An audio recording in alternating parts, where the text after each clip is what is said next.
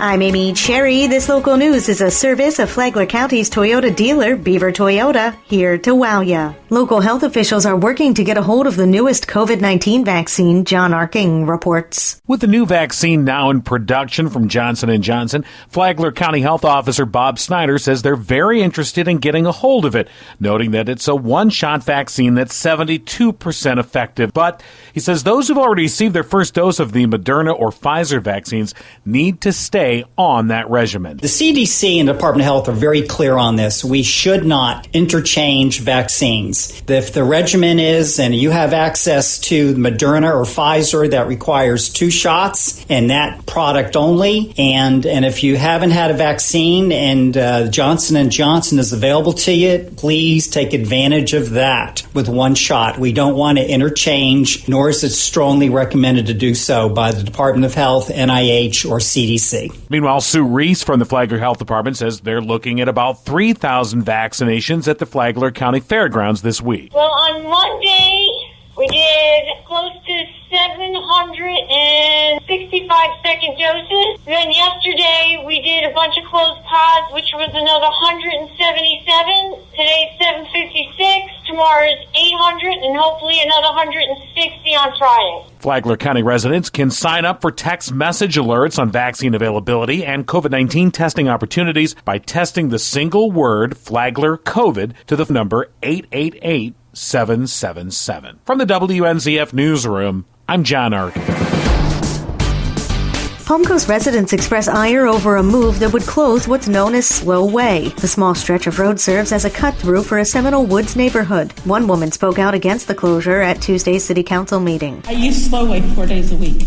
I oppose closing a Slow Way. The property damage in the neighborhood usually occurs at night on unlit streets.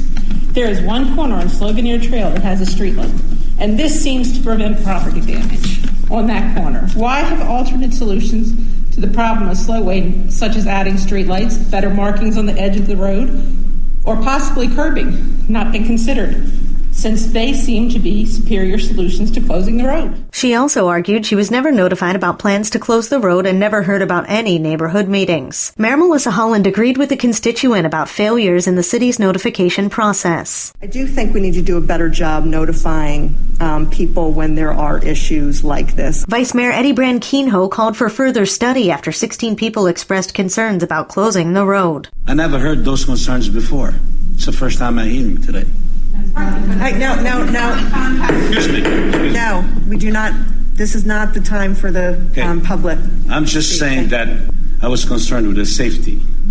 Now, when you hear things like Miss Hurley, 86 years old, she's going to have to do 6 miles to go to her mailbox. I didn't know about that. And that's a concern to me. Ultimately, a decision on Slow Way's future was delayed. All those in favor of the motion to table, please say aye. Aye. Aye. Any opposed? Passes unanimously. And with that, the road remains open for now. It's unclear when council will discuss it next. Flagler County's tax collection office is doubling in size. Karen Johnson has the details. The new site for the Flagler County Tax Collection Office is in St. Joe Plaza on Palm Coast Parkway. At 3,000 square feet, Flagler County Tax Collector Suzanne Johnston says most state business is taken care of, such as driver's licenses, property taxes, hunting and fishing licenses, business tax receipts, and tourist tax receipts for the county. But she says there are also other benefits for the county office. It opens the office up to other uses that you can do. Say we have a disaster and you need a place for FEMA. It's designed so that we can vacate one side of the office and you could have FEMA people there to help the benefit of our residents. For cost savings, she looked for used furnishings whenever possible. A Hungry Howie's that's replacing its furniture donated benches for the branch office's break room, while other furniture came in from the former Sheriff's Operations Center. Johnston hopes to hold a grand opening celebration soon. For Flagler's Morning News, I'm Karen Johnson. Do you want a job? You might think working in a recycling plant is a dirty job, but Michael Morea of Environmental Services says it is not. We'll drop the paper mixed with bottles and everything on top of a shaker box that shakes.